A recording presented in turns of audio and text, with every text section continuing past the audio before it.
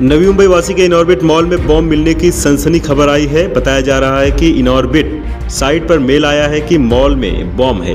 इसके बाद मौके पर तत्कालीन व्यवस्था करते हुए नवी मुंबई पुलिस व बॉम्ब विरोधक टीम के जरिए मॉल में काम करने वालों को वहां से हटा दिया गया है। इसके बाद भाजपा जिला अध्यक्ष संदीप नाइक ने भी मौके पर पहुंचकर इसका जायजा लिया। फिलहाल इस मामले की जांच पुलिस कर रही है।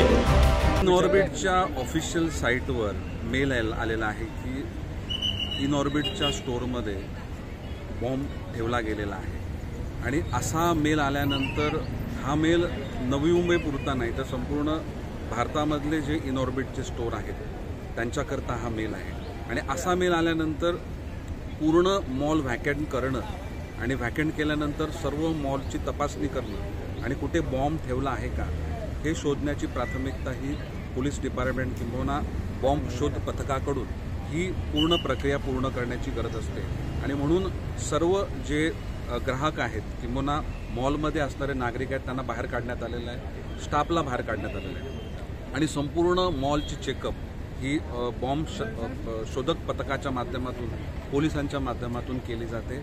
ही योग्य गोष्ट आहे की अशा प्रकारचा मेल आल्यानंतर तो मेल खरा आहे की खोटा आहे ते करत असताना एखादा धोका होऊ नये याची काळजी घेतली पाहिजे आणि पोलीस डिपार्टमेंट बॉम्ब शोध पथक त्यांचं काम योग्य पद्धतीनं करत आहे।